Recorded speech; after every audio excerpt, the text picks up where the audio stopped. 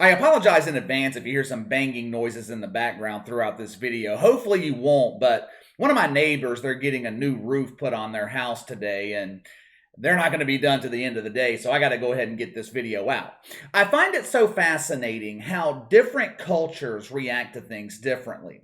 We might all be Americans, and that's fine, but in certain aspects, we're still culturally different. And I'm not talking about this from a political perspective. This is strictly a cultural issue, and I think it's something that is a hindrance to the black community. There's this groupthink mentality. There's this mentality, mostly pushed by public figures in the mainstream media, that all black people must stick together. It's this mentality that black people must always agree. It kind of puts you in a box where you are not allowed to deviate from the culture. If Colin Cowherd criticizes Bill Belichick, white people don't view it as an insult to the entire race. If a white dude gets shot by a black police officer, for most of us, race never enters the equation. First question that comes to mind, what did the dude do wrong? Why was he running from the cops? Now you flip that scenario. Black dude shot by a white cop, you already know where the narrative's going to go. He could have a criminal record the size of Leah Thomas's propeller. He could be running at the cop with a knife. None of that matters. The narrative will always be the same. It is rare that I come on here and defend Stephen A. Smith. Most of the time when I'm talking about Stephen A., I'm criticizing him. I don't put him in the same class as Joy Reid or Keith Olbermann. He's not a huge embarrassing failure like Bomani Jones. I don't think Stephen A. Smith's a bad guy. I think he sold his integrity for money. I think he allowed himself to become a parrot for executives at ESPN. They knew Stephen A. had the most prominent voice at the network. He has allowed ESPN to use him to push their twisted agenda. I'm not sure Stephen A. really believes what he says. Half the time, I'm not even sure he even realizes what he's saying. He's given a script. He's given a list of woke talking points. He plays his role to perfection and takes home $12 million at the end of the year. Since the NBA season began in October, Stephen A. Smith has been highly critical of Kyrie Irving. He has been the leading voice in the mainstream media in this crusade to denigrate the reputation of Kyrie Irving because he refused to get Fauci fucked. Last Friday, Stephen A. went on another typical rant about Kyrie Irving. Watch for yourself. We are witnessing one of the most delusional athletes in American history. He's lost because he's so big on telling everybody else they're lost. You can try to paint this issue, Kyrie, into anything you want. What it comes down to and what everybody's focusing on, you don't want to show up to work. You want to do what you want to do, when you want to do it, how you want to do it, while you got your hand out for somebody else's money. And then when you get called on it, we're the peons. We're the ones who are puppets. Kyrie actually looks down on us because we want to see him play. And we're demanding that you play. Right now, the season is over.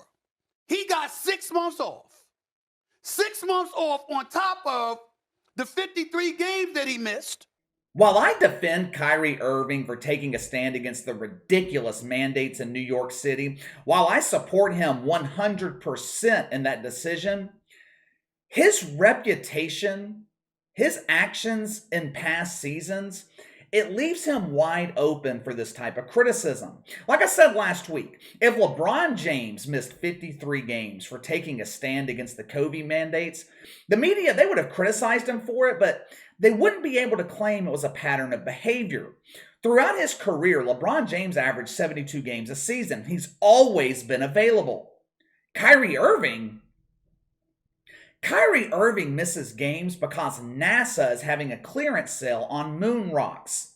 I can't make the game tonight, coach. I need to go get these moon rocks to put them next to my Mars bars. Someone else who's disagreed with Stephen A's take on Kyrie Irving is Stephon Marbury. Like Kyrie, Stephon Marbury is a weird fucking dude. Couple of years ago, he posted a picture to Instagram of a young boy sleeping in bed with no clothes on. He covered the lower half of his body with a glowing basketball. He did this to promote his Marbury Starberry brand, which is a strange marketing strategy when you think about it. Nothing drives sales like child pornography. During his NBA career, Stephon Marbury, he was caught on camera eating out of a jar of fucking Vaseline like it was peanut butter. He later admitted, "I like to eat Vaseline. The texture reminds me of a nice round of butt bongo." Stephon Marbury went after Stephen A. Smith for his constant criticism of Kyrie Irving, but it was the way in which he went about it that reminded me of this ongoing problem in the black community. This idea that black men are not allowed to be critical of other black men. Check out this series of tweets from Stephon Marbury. He starts by calling Stephen A. Smith an Uncle Tom, the go-to insult for any black man who criticizes another black man. He ain't really black. He always takes the side of the white man. Stephon Marbury falls back on the same tired narrative that Stephen A. denigrates black athletes for fame and money. I'm supposed to believe that the crusader for victimizing black coaches in the NFL makes his living by denigrating black men? Throughout this entire Twitter rant, Stephon Marbury never makes one valid point. The entire premise of the argument: Stephen A. should not be critical of Kyrie Irving because they share the same skin tone. Before the woke movement began, this was a common criticism of Stephen A. Smith among black people. Anytime he was critical of a black athlete, anytime, he was labeled an Uncle Tom. They would claim he never goes after white people like he does black athletes, which was a strange critique, because I'm pretty sure Stephen A. Smith was one of the biggest critics of Tim Tebow. He went after Urban Meyer, Shohei Ohtani, Steve Nash. He blasted the Nets for hiring Steve Nash, claiming that the only reason they did was because of his white privilege. Hell, he goes after the entire fucking NFL for their mythical bias against black coaches. But none of that ever gets mentioned. It's the same narrative. You can't criticize other black men. Jamie Foxx, he blasted Stephen A. Smith for the same thing. Ben Simmons has been another target of Stephen A. this season. I actually agree with his opinion on Ben Simmons. This dude completely melted down in the playoffs last year, and he's never recovered, never gotten over it. He was paid millions of dollars this season to be a fashion model on the bench in Philadelphia and Brooklyn. Ben Simmons was physically capable of playing most of the season, but he said he wasn't mentally capable. As you guys know, I usually steer clear of mental health issues, but if Ben Simmons can't take the public scrutiny of not being able to hit a 6-foot jump shot, fine. My problem with it comes in when you continue to cash the checks. A couple of weeks ago, as the Nets were being swept in the first round by the Celtics and Ben Simmons continued modeling Gucci shades on the bench, Stephen A. Smith called him the weakest, most pathetic excuse for a professional athlete in American history. I mean, I agree. When Ben Simmons was being pampered by the media his first couple of years, everything was fine. As soon as the criticism ramped up, he melted down. If you're going to be a professional athlete, public scrutiny, media scrutiny, it kind of comes with the territory. It's part of the job. If you can't handle it mentally, find a different profession. You can't expect people to not criticize you because you're battling depression or some other issue. It doesn't work that way. You can only play the sympathy card for so long. Jamie Foxx, he took issue with Stephen A.'s take on Ben Simmons. This is completely unfair. Ben Simmons has a family. This man has people that love him. And this man just wants to play basketball, but gets dragged through the mud. This is unfair. And why is it you only go after basketball players, Stephen A.? You are completely mute when it comes to the Tom Bradys and the Aaron Rodgers of the world. You get where I'm going. Stop it, dude. It's out of bounds. Yeah, Jamie, I get where you're going. Stephen A. Smith is not allowed to criticize Ben Simmons or other black athletes. We get it. Let me tell you the difference between Tom Brady, between Aaron Rodgers, and Ben Simmons. Tom Brady, Aaron Rodgers, they're not looking for sympathy. They're not looking to be victims. They're not bitching about how unfair it is when the media criticizes them. Maybe it's just me, but I don't understand. I can't wrap my head around this notion where it's unacceptable for Stephen A. Smith to criticize black athletes. I just don't get it. Like I said in the beginning, this is actually a hindrance to the black community. It puts you in this box where everyone must agree all the time.